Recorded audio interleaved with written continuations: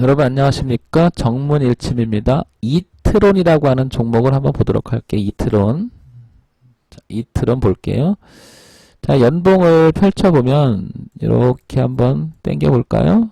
한눈에 들어오는 부분이 이 자리가 무엇인가 지지하장이 굉장히 많았어요. 이렇게, 그죠? 이 자리가. 올려볼까? 내려볼까? 고민이 되게 많았죠. 이 자리를 과거 데이터 값을 보게 되면 10년간 여기 머물릅니다. 그죠? 이 자리를 깨지도 않고 지키지도 않고 그냥 왔다 갔다 하면서, 그죠? 여기까지 한때는 갔었죠. 근데 전체적으로 보면 이제 이렇게 자꾸 처지려고 하는 것 같아요. 전체적으로 이렇게. 그러니까 무게감이 좀 밑으로 실려 있는 것 같은데 이 저점이 가지고 있는 의미는 아직은 살아있는 것 같습니다. 그렇죠? 자, 이 종목 한번 볼까요? 보게 되면 중견기업이고요. 소형주예요. 그죠? 코스닥이고요. 그죠? 이트론. 시가총액이 1200억대로 지금 310권이지만 굉장히 비싼 종목이에요. 그죠? 자, 월봉 한번 볼까요? 자, 월봉을 보게 되면 눈에 좀 들어오는 게 있죠. 자, 이 대목이에요. 그죠? 여기 헤드앤숄더 한번 볼까요? 247원하고 247원대를 기점으로 해서 247원쯤 되는 것 같거든요. 이때 250원 봐야 되겠네. 그죠? 여기를 지켜줍니다. 여기를. 자, 이런 부분을 아마 보시면 지지하죠? 또 지지하죠? 가만히 보세요. 지지하죠? 또 지지하죠? 근데 내렸다가 올랐다가 저항을 받죠. 자, 좀 키워볼까요? 이제 화질이 좋으니까 제가 기분이 좋네요. 여러분. 뚜렷하게 보일 거예요, 아마. 그죠? 눈에 보셔도. 자, 이번에도 지지를 합니다. 그죠? 이게 바로 지지와 저항인 거죠. 여러분, 보세요. 그죠? 그러니까 이 지지는 결국에는 저항으로 했다가 결국에는 지지로 바뀌어서 지금 머물러 있다. 그러면 이트론이라고 하는 이 종목은 무슨 얘기냐면 이 자리를 일단 지키려고 하는 의지는 굉장히 강한 거죠. 그죠? 여기를 깨지 않으려고 하는 의지가 강하다. 일단. 그죠? 대신 이제 이게 월봉이잖아요. 아직은 내려오는 추세죠. 그렇지만 지지를 했어요. 일단. 그러니까 나쁜 건 아니에요. 부정적인 건 아니고 이 종목이 갖고 있었던 고점이 낮았던 이 부분하고 이렇게 연결시키거나 이렇게 연결시켜버리면 어떻게 돼요? 여기를 저항 한번 받았잖아요. 전체 흐름이 이렇게 돌아가는 부분이잖아요. 이렇게 점점점 위로 돌잖아요. 그러면 어떻게 보면 뚫어놓고 눌림을 주고 이제 제대로 올라갈 수도 있어요. 그죠? 그쵸? 그래서 이 자리는 250원 선은 지켜주는 게 굉장히 의미가 있는 거죠. 여기를 깨게 되면 이 종목은 힘들어지는 거죠. 그렇지 않습니까? 그래서 250원 기준으로 깨지면 안 된다. 이거는 나와 있죠. 그러면 이제 이런 동선을 하나 그리고 싶어요. 저는 이렇게. 자, 그러면 이 내려올 때 그림을 보자고요. 그게 주봉이죠, 이제. 월봉의 주봉이 몇 개죠? 4개, 5개 들어가죠? 보통? 4개, 5개 들어가니까 그 안에 2달 지나면은 당연히 한 10개 정도 되겠죠. 8개 내지 10개. 3달 지나면 이제 한 13개 정도 뭐 되는 거죠. 자, 그럼 한번 볼게요.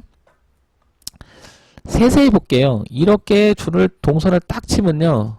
그죠? 이게 주봉의 동선이었죠. 다시 한번 볼게요.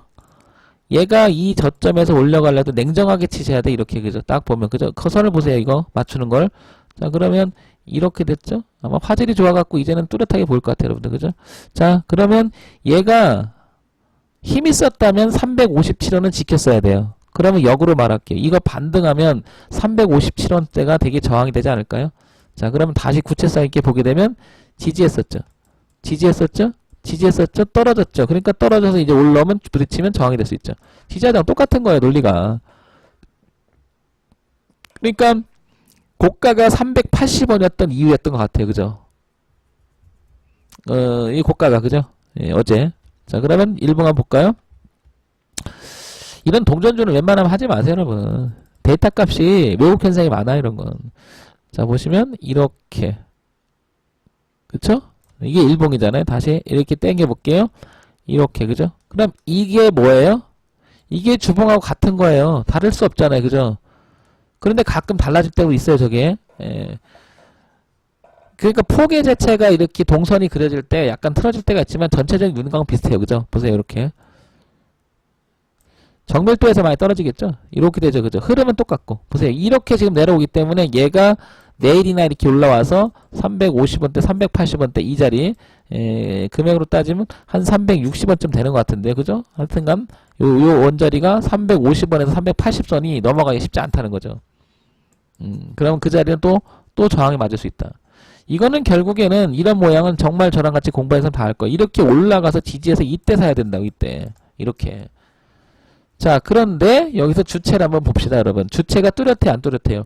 외국인은 관망세가 현격히 뚜렷하죠. 기관도 별로 상관없어요. 가만히 보니까 개인들이 서로 사고 팔고 난립니다. 그죠? 그 주가가 어때요? 힘이 없죠? 강력한 주체가 뭔가 밀어 올리거나 뭐가 했는데 이 당시에 개인이 한번 달라붙어 갖고 올렸어요. 그죠? 그랬더니 가지고 있던 외국인들은 그때 그냥 계속 이익 실현해서 어떻게 돼? 계속 여기까지 팔아먹었죠. 그죠? 그리고 났더니 지들은 이제 주체로서 등장을 꺼리죠. 그죠? 안 하고 싶어 하잖아요. 기관도 마찬가지고. 그러니까 서로가 뭐예요? 여기서부터 이 위에서는 서로가 개인들이 샀다 팔았다 샀다 서로 그러고 있죠. 보시면 어때요? 그죠? 그러니까 주가가 자꾸 늘어지죠. 그러니까 장이 안 좋으니까 서로 던지기 바쁘니까 이게 무너진 게 아닌가. 이번에 종합주가 떨어지면 같이 밀린 게 아닐까. 이런 판단이 들죠. 주가의 움직임은 결국에는 강력한 주체가 있어야 되는 게 맞죠. 그 주체의 부재는 당연히 이 주식이 좋으면 누가 관리가 들어갈 건데 그렇잖아요, 여러분. 그러니까 우리가 공시하잖아요. 이 주식에 지금 외국인 지분이 어떻게 되고 다. 그러니까 어떻게 보면 주식이라고 하는 것은 그렇게 부정적인 것만은 아니에요. 그런 거 보면 추정이 가능하거든요, 어느 정도. 그럼 이 회사가 무엇을 하는 회사인지가 이제 어떻게 되면 이제 다시 기술적 분석인데 기본적 분석 또 들어가야 되겠죠. 어떤 사람은 진짜 웃긴 사람도 많아요. 기술적 분석을 해도 기본적 분석을 해도 돈을 못 번대. 도대체 뭘 갖고 한다는 얘기야? 그러면서 말하는 게 정치, 경제, 사회를 다 알아야 되는데 자기가 신이어야 돼. 그런 좀 저기 하얀 병원에 가야 될 것 같은 정신 자세죠. 그거 말이 안 되는 소리잖아요, 그게. 결국엔 10만의 주식을 한다는 얘기 아니에요. 근데 내 주변에 수익 나는 사람이 얼마나 많은데 그 사람들 신인가? 평범해요. 지극히 그냥 사람이에요. 그럼 말 같지도 않은 소리 하는 사람 너무 많다고. 있는 대로 해도 충분합니다, 여러분. 왜 신이 되려고 합니까? 그게 말이 돼. 무슨 정치, 경제, 사회를 다 알아야 돼. 아니야, 여러분. 희망을 가지세요. 지식이 많다고? 아닙니다. 지식이 없다고 그거 아니에요. 제대로 본질을 보시면 되죠. 그거를 정문일침이라고 하는 제 입장에서는 차트를 통해서 풀어나갈 수 있는 부분이 많기 때문에 소개를 시켜드리는 거고 이런 방법도 있다고 얘기하는 거지 내 방법이 옳다가 아니라니까요. 그런 부분 한번 기기해 보시면 도움이 되지 않을까 이렇게 생각이 됩니다. 여러분 좋아요 구독 신청 많이 해주세요. 정문일침이었습니다.